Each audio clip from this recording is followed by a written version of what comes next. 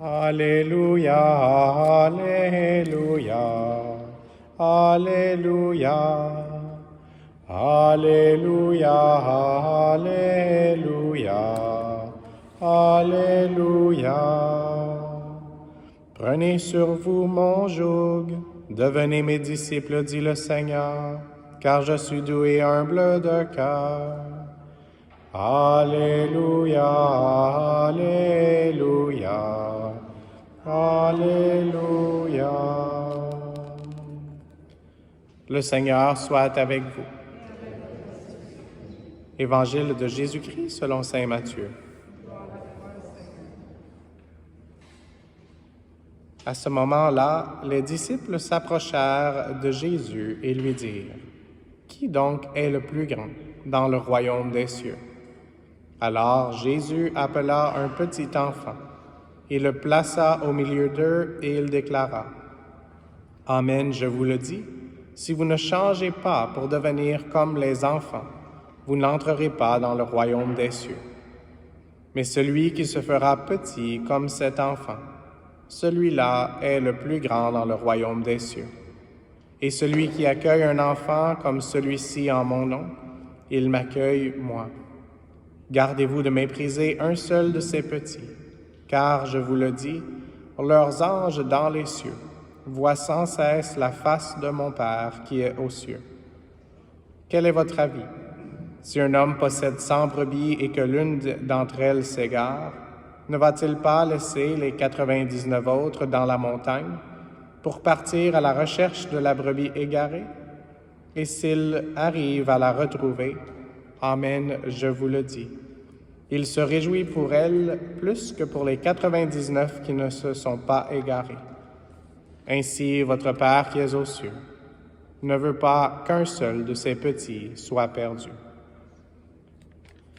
Acclamons la parole de Dieu. Louange à toi, Seigneur Jésus.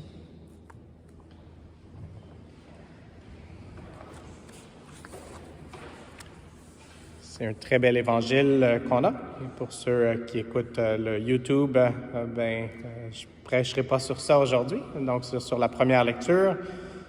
Dans la première lecture d'Ézéchiel, on a entendu un verset qui est un peu mystérieux et un verset qui est répété dans le livre probablement le plus mystérieux de la Bible. Et donc, c'est un thème qui a été développé avant Jésus-Christ, environ 600 ans avant, et aussi après Jésus-Christ, quand Jean a écrit le livre qu'on appelle l'Apocalypse, qui est le dernier livre de la Bible. Et ce verset auquel je fais référence est celui-ci: « Fils d'homme, ce qui est devant toi, mange-le, mange ce rouleau, puis va, parle à la maison d'Israël. » Et donc, ce rouleau, et puis dans l'Apocalypse, vous pouvez faire la recherche. Donc, je sais qu'on n'a pas d'école pour l'instant, mais c'est toujours bien de faire des devoirs pour apprendre un peu plus sur le Seigneur lui-même. Et donc, c'est notre devoir aussi de tous les jours, c'est de nous nourrir. Et puis ça, on n'a pas tellement de problèmes habituellement. On essaie d'avoir quelques repas par jour, au moins. Mais nous nourrir de la parole de Dieu est aussi vraiment important. Alors, demandons au Seigneur de nous aider. Et puis, lire la parole de Dieu, c'est parfois mystérieux. C'est parfois quelque chose qui choque dans un sens. La vérité nous choque, la vérité nous libère aussi. Et c'est la vérité qui est écrite dans la parole de Dieu. Et c'est pour ça que ça vaut la peine de ruminer. Et puis, cette parole des ruminants s'applique aux vaches, par exemple, qui mâchent et qui remâchent et qui, pour leur processus de digestion. Et pour nous aussi, c'est tellement profond, c'est tellement riche, la parole de Dieu, qu'on doit continuer d'essayer de demander au Seigneur de nous aider à le faire. Et en plus de la sainte du jour, Sainte Thérèse Bénédicte de la Croix, aussi appelée Edith Stein, de son nom d'origine, et elle est d'une famille juive. Prions les uns pour les autres, vraiment, pour qu'on puisse plonger dans l'Écriture sainte. Et un des meilleurs saints à demander son intercession, c'est Saint Jérôme. Saint Jérôme qui a traduit la Bible dans le langage qui était accessible aux gens dans le temps. Donc, demandons à Saint Jérôme de nous aider à nous plonger dans la parole de Dieu pour en être vraiment nourris et pour pouvoir nourrir les personnes autour de nous qui ont le plus besoin, qui sont le plus affamées, qui sont le plus dans cette famine spirituelle. Et puis, on pourrait dire ça, c'est une expression plus canadienne-française, mais parfois on dit que quelqu'un qui a une passion pour quelque chose, il en mange. Et donc, pour lui, il en mangeait de la parole de Dieu. Et d'une certaine façon, c'est ça qu'il faut faire selon l'Écriture, qui nous appelle aujourd'hui à dévorer la parole de Dieu pour pouvoir être vraiment plein, satisfait.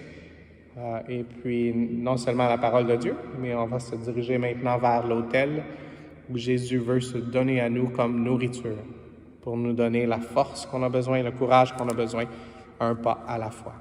Donc, merci Seigneur, merci de nous envoyer ta mère aussi, Maman Marie, qui recevait des paroles mystérieuses, des événements mystérieux et qui les méditait dans son cœur. Maman Marie, aide-nous à recevoir la parole de Dieu dans l'Eucharistie de chaque jour, mais aussi à recevoir Jésus vraiment présent dans l'Eucharistie, afin que nous puissions vraiment